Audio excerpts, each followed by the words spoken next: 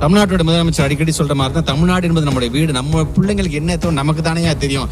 டெல்லியிலேயும் நாக்பூர்லேயும் ஒருத்தன் உட்காந்து நம்ம சொல்றதுக்கு அவன் சொல்றதை நம்ம கேட்கணுமா? ஏன்னா நம்மளை நம்பி இன்னைக்கு ஒட்டுமொத்தமாக இந்த தமிழ்நாட்டில் இருக்கிற மக்கள் இன்னைக்கு வீட்டில் நிம்மதியாக உறங்குறாங்க. நாளைக்கு என் பிள்ளைக்கு எதிர்காலம் இருக்குதுன்னு சொல்லி நினைக்கிறாங்கன்னா, உங்க ஒவ்வொரு வீட்டுக்கு வெளியிலையும் 2 பேர் காவல் காத்துட்டு இருப்பாங்க. ஒருத்தன் கருப்பு சட்டக்காரன், ஒருத்தன் கருப்பு சிவப்பு சட்டக்காரன், 2 பேரும் நின்றுகிட்டே இருப்பான் அவங்களுக்காக.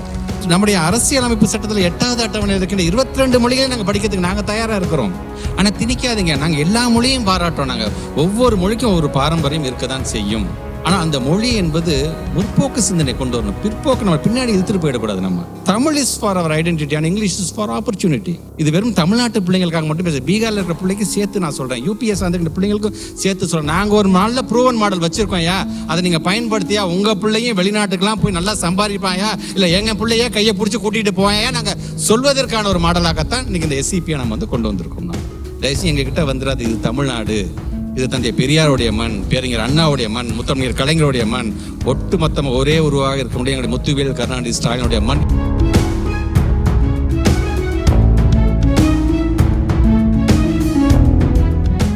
இந்த நிகழ்ச்சியை யாரை அழைத்து நாம் பேச சொல்லலாம் என்கின்ற ஒரு எண்ணம். தமிழ்நாட்டுடைய முதலமைச்சரும் நம்முடைய மாண்பு துணை முதலமைச்சரும் சொன்ன ஒரே பெயர் இங்கே மேடையிலே அமர்ந்திருக்கின்றது. நமக்கான ஒரு மிகப்பெரிய ஒரு ஏக்கம், இவரெல்லாம் இளமை காலத்தில் இவரை நாம் பார்க்காம விட்டு விட்டோமே என்கின்ற ஒரு ஏக்கம். அவரை பார்த்து உரையாடும் பொழுது எந்த மனிதனை பார்த்து பேசும்போது ஒரு டெஃபினேஷன் நம்ம டிஃபைன் பண்ணிடலாம், இவர் இப்படிப்பட்டவர் அப்படின்னு நம்ம சொல்லிடலாம் இல்லையா? ஆனால் ஒரு மனுஷன் வெறும் உலக நாயகன் கிடையாது, உலகத்தையே அளந்த நாயகன் என்று சொல்லுகின்ற அளவுக்கு அவர் பேசுகின்ற அந்த பேச்சு, கருத்துக்கள் சினிமாவா, மொழி கொள்கையா, மண் உரிமையா, முதல்ல நாம் யாருங்கிற அந்த ஐடென்டிட்டியா, அவர் பேச பேச பேச நம்ம இன்னும் கற்றுக்க வேண்டியது நிறைய இருக்குதுப்பா அப்படிங்கிற அளவுக்கு. சினிமாக்காரங்க சினிமா மட்டும்தானேப்பா தெரியும் அப்படின்னு தயவுசெய்து யாரும் நினச்சிடாதீங்க. அது ஒரு விதி விலக்காக ஒரு மனுஷன் இங்கே அமர்ந்திருக்கிறாருங்க. ஆக அப்படிப்பட்டவிட நாங்கள் போய் எடுத்து சொன்ன உடனடியாக, ஏன்னா நம்ம அவர் பல பரிமாணங்கள் நம்ம அவர் பார்த்துருப்போம். உரையாற்றும் பொழுது அவர்கிட்ட இன்னும் ஒரு வேல்கோன்னு சொல்கிறேன் பார்த்தீங்களா, அது இன்னும் அவருக்கு அப்படியே இருந்துக்கிட்டே இருக்குது. ஏதோ ஒரு ஏக்கமாக, அது கோபமான எனக்கு சொல்ல தெரியல, டிஃபைன் பண்ண தெரியல. ஆனால் இந்த சமுதாயத்தில் ஏதோ ஒன்று மிஸ் ஆகுது, அது மிஸ் ஆகக்கூடாதுங்க அப்படிங்கிற மட்டும் ரொம்ப தெளிவாக இருக்கின்றார். ஆக அப்படிப்பட்ட நம்முடைய தமிழ்நாட்டிற்கான ஒரு மிகப்பெரிய ஒரு பெருமை. தேடி சோர்ந்து தின்று பல சின்னஞ்சிறு கதைகள் பேசி, மனம் வாடி துன்பம் மிக உழன்று பிறர் வாட நல செயல்கின்று ஒரு பெரிய ஒரு வசனத்தை பேசுவார் தெரியுமா?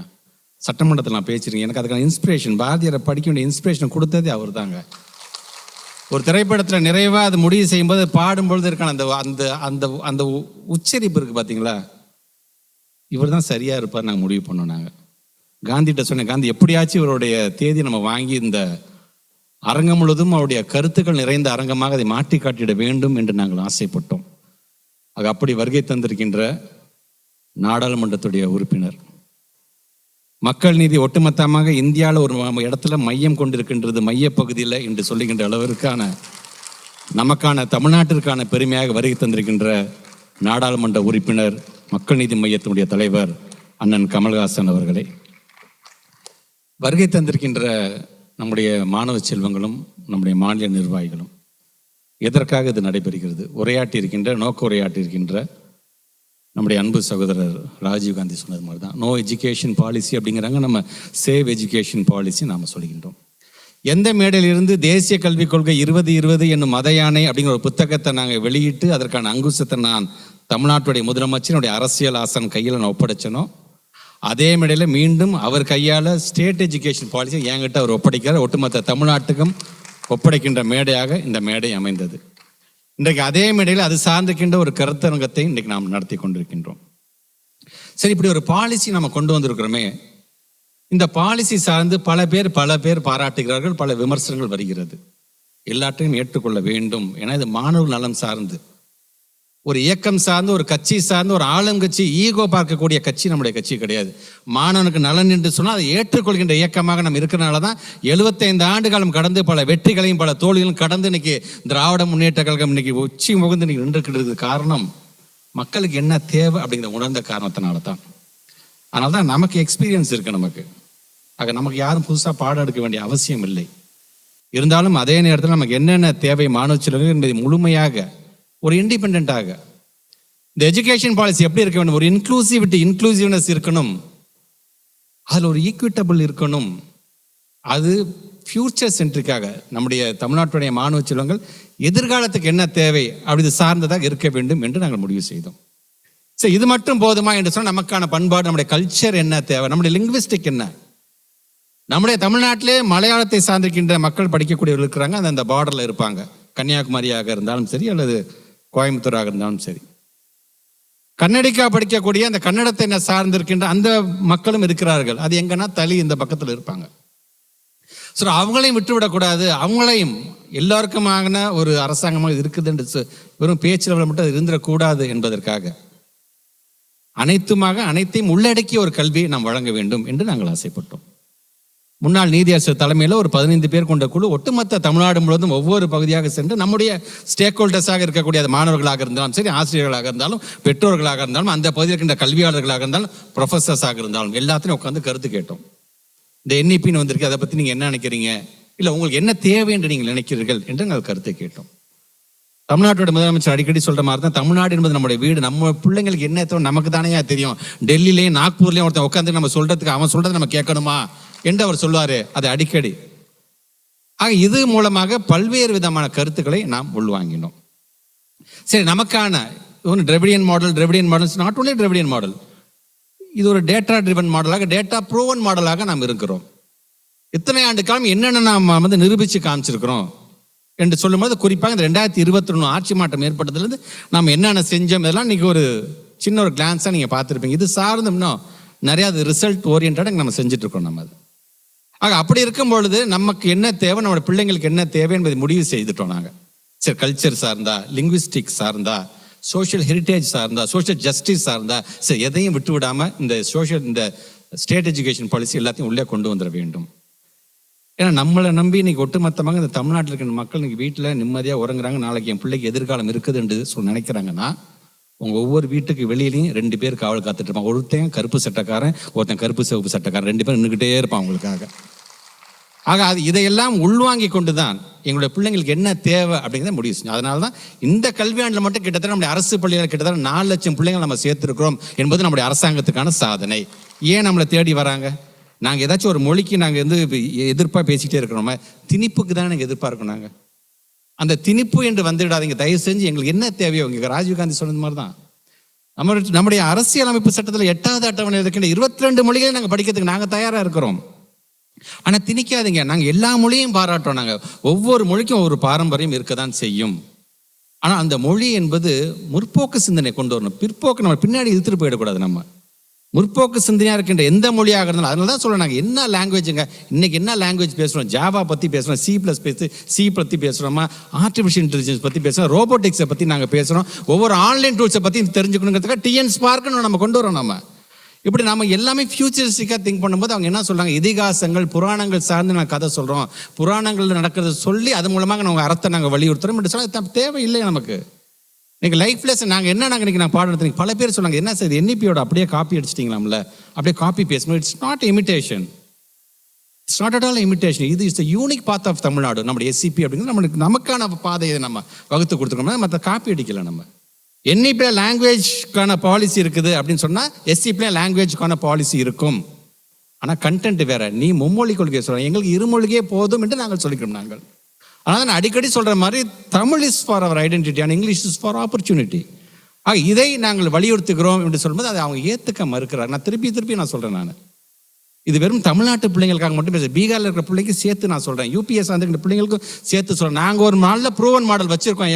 அதை நீங்கள் பயன்படுத்தியா உங்கள் பிள்ளையும் வெளிநாட்டுக்கெல்லாம் போய் நல்லா சம்பாதிப்பாயா, இல்லை எங்கள் பிள்ளையே கையை பிடிச்சி கூட்டிகிட்டு போவாயா, நாங்கள் சொல்வதற்கான ஒரு மாடலாகத்தான் இன்றைக்கி இந்த எஸ்சிபியை நம்ம கொண்டு வந்திருக்கோம். நம்ம இப்படி ஒவ்வொன்றையும் செய்வோம். என்ன சார் அப்படி என்ன தான் சார் இந்த என்இபி உங்களுக்கு என்ன சார் பிரச்சனை?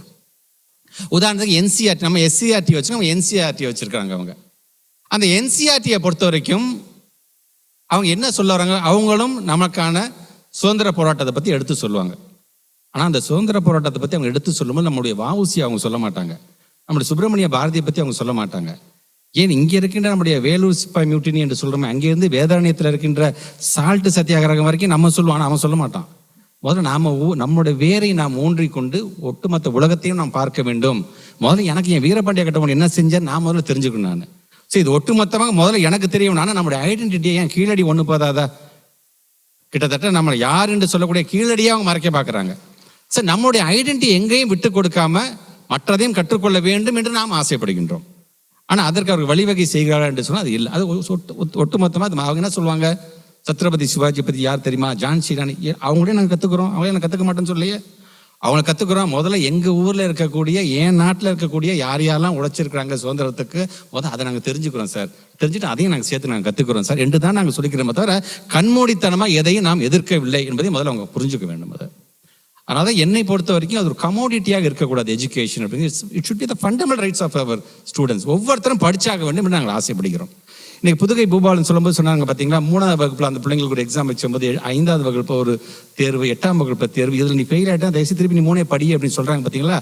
அது தேவை, ட்ராப் அவுட்டுக்கு அதை வழிவகுக்கும்.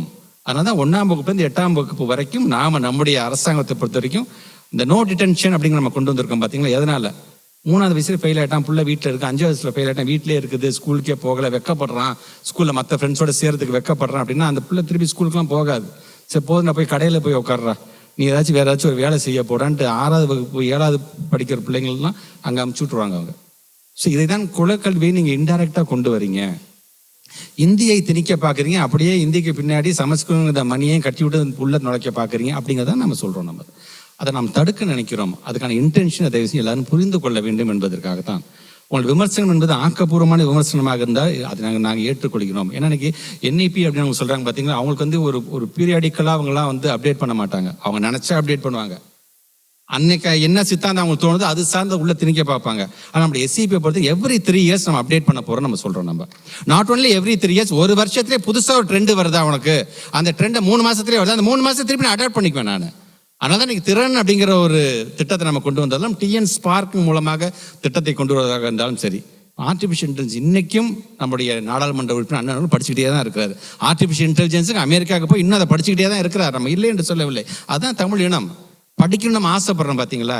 அப்படி படிக்க வேணாம், எதுக்கு நீங்களாம் படித்து என்ன பண்ண போகிறீங்க என்று அவங்க நினைக்கும் பொழுது அது முன்னாடி அதை நம்ம முட்டுக்கட்ட போகிறோம். நாங்கள் தயவுசெய்து எங்ககிட்ட வந்துடாது, இது தமிழ்நாடு, இது தந்தை பெரியாருடைய மண், பேரறிஞர் அண்ணாவுடைய மண், முத்தமிழர் கலைஞருடைய மண், ஒட்டுமொத்தமாக ஒரே உருவாக இருக்க முடிய எங்களுடைய முத்துவேல் கருணாநிதி ஸ்டாலினுடைய மண் என்பதை நான் அழுத்தம் திருத்தமாக நாம் சொல்லிக் கொண்டிருக்கின்றோம். ஆக அப்படிப்பட்ட நம்முடைய SCP இது சார்ந்து இன்னும் எத்தனை கருத்துக்கள் வந்தாலும் அதை நாங்கள் உள்வாங்கி கொண்டு அதை மாற்றிக்கொள்வதற்கான ஒரு ஃப்ளெக்சிபிலிட்டியை நாங்கள் கொடுக்குறோம் பார்த்தீங்களா. அந்த ஃப்ளெக்சிபிலிட்டி அப்படிங்கிறது அங்கெல்லாம் இருக்காது NEPயில். ஸோ இப்படி ஒவ்வொன்றையும் பார்த்து அதை நாங்கள் சொல்லக்கூடிய எங்களை பற்றி நீங்கள் கேட்கும்போது இது சார்ந்து முழுமையாக படியுங்கள். நீங்கள் எங்களை பொறுத்த வரைக்கும் லாங்குவேஜ் பாலிசி நாங்கள் என்ன சொல்கிறோம், கரிக்குலமில் நாங்கள் என்ன சொல்கிறோம், நாங்கள் ஆர்ட்ஸ் எஜுகேஷன் நாங்கள் கொண்டு வரோம். இப்போ ஸ்டெம்மை பற்றி பேசியிருக்கோம் இல்லையா. நம்ம இப்போ ஸ்டெம் மட்டும் இல்லாமல் ஸ்டீம் என்கின்ற அந்த ஏவை கொண்டு வந்து ஆர்ட் மூலமாக அந்த பிள்ளை ஒரு கலையின் மூலமாக அந்த பிள்ளைங்களை வச்சு நம்ம பாடம் நடத்த முடியுமா, எண்ணும் எழுத்து மொழி ஏற்கனவே செஞ்சுட்டு இருக்குமே, அது எப்படி நம்ம விரிவுபடுத்த போகிறோம் அப்படிங்கிறது அந்த சிந்தனைக்கு நம்ம இன்னைக்கு கொண்டு போயிட்டு இருக்கோம். நம்ம இப்படி ஒவ்வொன்றையும் நாங்கள் பார்த்து செய்யும்போது எங்கள் பிள்ளைங்கள் வெறும் லிட்ரேட்டாக மட்டும் இருக்கக்கூடாது, கிரியேட்டிவாகவும் இருக்க வேண்டும், கேப்பபிளாக இருக்க வேண்டும். ஒரு கிரைசிஸ் மேனேஜ்மெண்ட் அப்படின்னு வந்துருச்சுன்னா அது எப்படி அவன் சால்வ் பண்ணக்கூடியவனாக இருக்க வேண்டும் என்று நாங்கள் ஆசைப்படுகின்றோம். ஸோ அந்த லைஃப் ஸ்கில்ஸ் அப்படின்னு சொல்கிறோம். இது அவங்களுக்கு நம்மளை பற்றி ஒரு ஏஜ் அப்ராப்ரியேட்டாக நம்ம கொண்டு போகிறோம். பிள்ளைங்களுக்கு எது தேவை எது தேவையில்லை, எதை அவங்க கற்றுக்கொள்ள வேண்டும் என்று. பட் அவங்க தான் அதெல்லாம் கிடையாது. அவங்க இதில் நம்ம பேசிக் லாவை பற்றி பேசுகிறோம், நம்ம டியூட்டிஸ் என்னங்கிறது பேசுகிறோம், நம்ம கான்ஸ்டியூஷனை பற்றி நம்ம பேசுகிறோம். அவங்க கான்ஸ்டியூஷனே அவங்களை வெறுக்கிறாங்களே அவங்க. சரி, இது சார்ந்து நம்ம சொந்த குளோபல் லெவலில் அவங்க நாலேஜ் இந்த பிள்ளைங்களுக்கு போக வேண்டும் என்று நாங்கள் ஆசைப்படுகின்றோம். ஹெல்த்னா என்ன, ஹைஜீன்னா என்ன, என்விரான்மெண்ட்னா என்ன, ஃபிசிக்கல் எஜுகேஷன்னா என்ன, லைப்ரரியோட பயன்பாடு என்ன, லைப்ரரி எவ்வளோ முக்கியம் அப்படிங்கிறத நாம் எடுத்து சொல்கிறோம். அவங்க எதுவுமே அவங்க சொல்கிறது கிடையாது. ஸோ இப்படி ஒவ்வொன்றையும் பார்த்து நம்முடைய பிள்ளைங்களை ஒரு வடிவமைச்சு ஒட்டுமொத்த உலகத்துக்கும் அர்ப்பணிக்கின்ற பணியை செய்வதுதான் நம்முடைய SCP வேலை. ஆனால் தான் நம்முடைய தமிழ்நாட்டுடைய முதலமைச்சரை பொறுத்த வரைக்கும் ஆட்சி மாற்றம் ஏற்பட்டதுலேருந்து தன்னுடைய 2 கண்களாக மருத்துவத்தையும் கல்வியையும் தான் சொல்லிக்கிட்டே இருக்காரு. ஆனால் சொல்றது வந்து சொல்லோட நிறுத்துறாரா, அதுக்காக செயலாக எங்கே கொண்டு வந்து நிற்கிறாரு பாருங்க. SCP வரைக்கும் ஒட்டுமொத்த இந்தியாவிலே வேற எந்த மாநிலம் செய்யாத எனக்கான கொள்கையை நானே உருவாக்கி கொள்கிறேன் என்று சொல்கின்ற தமிழ்நாடு இருக்குது என்று சொன்னால் அது காரணம் நம்முடைய மாண்பு தமிழ்நாட்டுடைய முதலமைச்சர். இன்னைக்கு நம்மளை பார்த்து கர்நாடகம் அடுத்தது அவங்களுடைய எஜுகேஷன் பாலிசியை தயார்படுத்திட்டு இருக்கிறாங்க. இப்படி ஒவ்வொன்றும் பார்த்தீங்கன்னா ஒட்டுமொத்தமாக இந்தியாவுக்கு மற்ற மாநிலத்தில் முன்மாதிரியாக நம்ம இருக்கிறோம் பார்த்தீங்களா, அதுதான் அவங்களுக்கு வெறுப்பாக இருக்கின்றது. எல்லாத்தையும் இப்படி தூண்டி விடுகிறார்களே, எல்லாத்தையும் இப்படி தூண்டி விடும் பொழுது மற்றவங்க ஆளாக கேள்வி கேட்க ஆரம்பிச்சிருவாங்களே என்கின்ற பயம்தான் நம் மீது இல்லாதையும் பொல்லாதையும் சொல்லி ஏதாச்சும் ஒரு விதத்தில் நம்மளை அடக்குமுறை அவர்கள் செய்து கொண்டிருக்கின்றார்கள். ஆக அப்படி செய்துவிடக்கூடாது. முழுமையாக இங்கே வருகை தந்திருக்கின்ற மாணவர்கள் நீங்களும் இந்த எஸ்சிபிங்கிறாங்க, அப்படி என்னதான்ப்பா இருக்கு என்பதை தயவுசு ஒரு தடவை புரட்டி பாருங்கள். நீங்களும் பள்ளியில் படிச்சு இங்கே இந்த இடத்துக்கு வந்திருக்கீங்க, நாங்களும் பள்ளிக்கூடத்தில் படிச்சு தான் இந்த இடத்துக்கு நாங்கள் வந்திருக்கிறோம் என்று சொல்லும் பொழுது நீங்கள் கொஞ்சம் கனெக்ட் பண்ணி பாருங்கள். ஆமாம், நமக்கு தேவையானதான்ப்பா அவங்க சொல்லியிருக்காங்க. நமக்கு தேவையில்லாத சொல்கிற என்இபி நமக்கு தேவையில்லை, நமக்கு தேவையான எஸ்சிபி தான் நமக்கு தேவை என்பதை நீங்களும் மற்றவர்கள் எடுத்து சொல்ல வேண்டும் என்பதற்காகத்தான் ஒரு மிகப்பெரிய ஒரு ஆளுமை இன்றைக்கு அழைத்து இந்த கருத்தங்கத்தை நாம் நடத்தி கொண்டிருக்கின்றோம். தொடர்ந்து இது இங்கு மட்டுமல்ல, தமிழ்நாடு முழுவதும் நம்முடைய மாணவரணி இது போன்ற ஒரு முன்னெடுப்புகளை நீங்கள் எடுத்திட வேண்டும் என்கின்ற ஒரு வேண்டுகோளை ஒரு பள்ளிக்கல்வித்துறை அமைச்சராக வைத்து வருகை தந்திருக்கின்ற உங்கள் அனைவருக்கும் மீண்டும் ஒரு முறை என்னுடைய நன்றியை தெரிவித்து இந்த உரையை நிறைவு செய்கிறேன். நன்றி, வணக்கம்.